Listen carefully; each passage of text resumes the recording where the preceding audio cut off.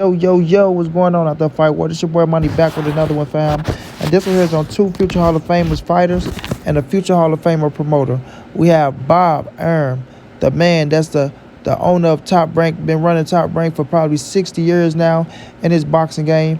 Then we have Terence T-Boy Crawford, the three-division world champion, the former undisputed world champion, the current WBO welterweight world champion. Then we have Errol the True Spence Jr., the king of the welterweight division, the WBC, the IBF, and the Super WA unified world champion. Now, we all know Errol Spence was trying to make this fight happen with Terence Boy Crawford November 19th. Then Bud stalled the negotiations, so it got pushed to February the 4th. Could happen in January. They could have pushed it to December if they wanted to rush it. But, they were trying to do the best, they can do to make sure everybody make the right amount of money that they should be deserving of. But, Errol Spence want to let Terence Boy Crawford know, man. Bob Arum put you on blast once again. Bob Arum has exposed that you really don't know business like that, right? And Bob Arum showed love to Al Heyman and Errol Spence.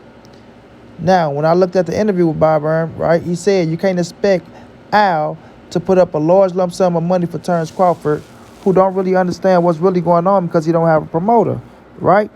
Now, when it comes to EJ, EJ was willing to do everything he had to do to make the fight happen, even get Al, to do the best business that they can do with Terence Boy Crawford and to make sure that he get compensated, like a champion is supposed to get compensated.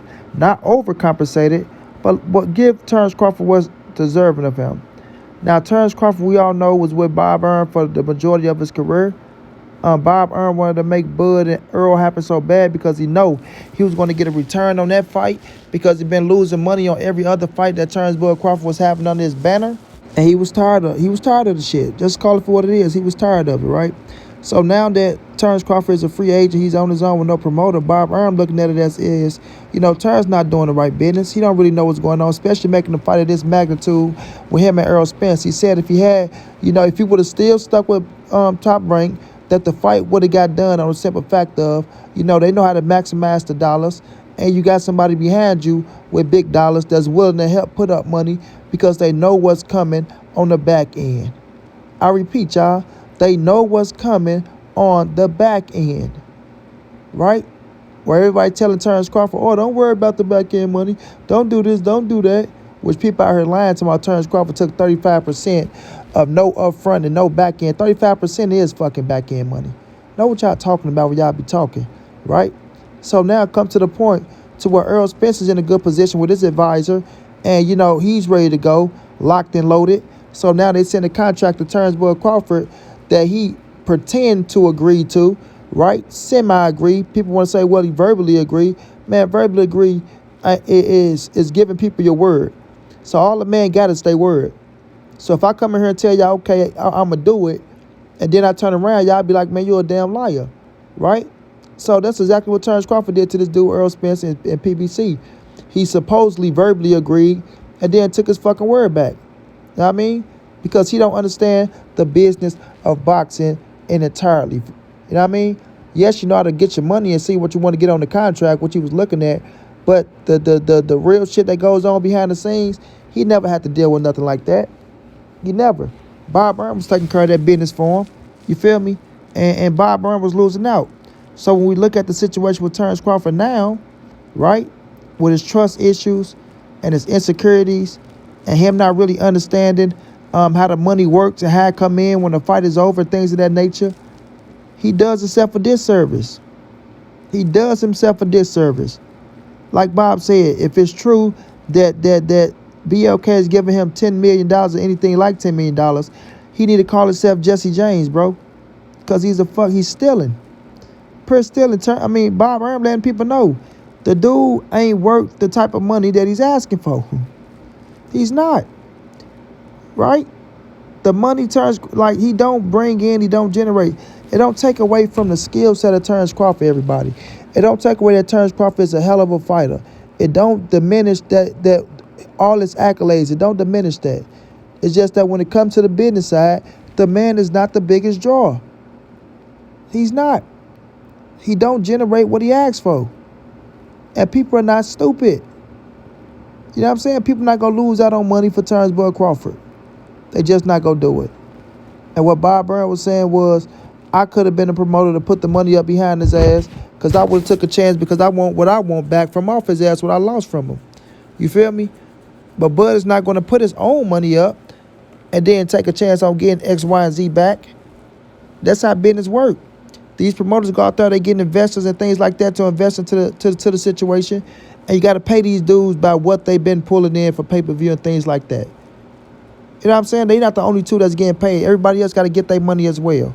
So when people be saying things like, oh, just give Bud Crawford what he wanted, or get it right the first time. Nobody gets nothing right the first time when you're making a fight of this magnitude. Nobody. You know what I'm saying? So people like to be naive to certain situations. And people like to lie and make up shit when shit benefits them or fit their narrative. You know what I'm saying? I'm just trying to keep it straight down the middle. Terence Bud Crawford is not business savvy. We've seen that over the years. That's why he didn't really want to sign to Al Heyman, because he didn't understand the format. But if he would have signed to Al Heyman, he would understand that you're going to make more money on the back end than up front. You know what I mean? More on the back end than up front. And you're going to get exactly what you're looking for if you're willing to take a chance on yourself. You got to understand, PBC fighters, they take chances on themselves, bro. You know what I'm saying? And majority of the time, they come out on top. You know? People looking at Adrian Brown saying, oh, Adrian Brown not happy. Adrian Brown is a fuck up. Y'all niggas weren't caring about no goddamn Adrian Brown till the shit start fitting y'all narrative. So cut it out. You know what I'm saying? Cut it out. When it comes to Errol Spence, he's A-okay with the situation because he know what's going down. He know the dough go roll in, you know, to they liking once everything over and done with, and the fight is, you know, been done, and the ticket sales and the pay-per-views and everything else has been added up. You know what I'm saying? But Bud Crawford, he don't trust it. He don't trust it. And that's why he's in the situation he's in now. You know what I mean? So now he got to go over there and hope that Black Prime pay him what he's supposed to be getting. Hope that shit goes smooth selling. Because you had a smooth selling situation with PBC and you turned it down. You turned it down. You know? And you are the one to blame. There's no ifs, ands, buts about it. All the fingers point towards Terence Bud Crawford. All the fingers point towards Terence Bud Crawford. You know, people don't still ask the question, if he agreed to everything, then what happened? Why nobody ask him that question? If you agreed to everything with PBC, what happened after you agreed, Bud? And how come you didn't send a contract back, Bud? And how come you didn't talk to them people in 14 days, Bud? You understand? So it just shows you all that shit is a fraud and a lie. So when it come down to it, the business of boxing was not headed in Terence Bud Crawford's favor. It wasn't. But he was getting treated fairly. He was. But he made this big-ass riff and made it like PBC was doing him so wrong and so bad. But when you talk to other real promoters, they tell you that he was getting treated the right way and that they don't want to take a chance on him. So y'all people got to wake up and realize, stop blaming Errol Spence. Stop trying to dog out PBC because you see these other silly-ass channels trying to dog them out because of their personal vendettas, right? Really open up your eyes and understand that Terence Crawford was in a great position with the Errol Spence fight, and he fucked it up because he didn't want to lose that O. And he didn't want he didn't want Errol Spence to snatch that title up off his ass and become undisputed at 147 because he felt like it would have diminished his career or whatever the situation may be. That's just the fact of the matter, bro. Al Heyman did great business with Terence Crawford. Errol Spence did the right thing by being quiet and pushing the business forward.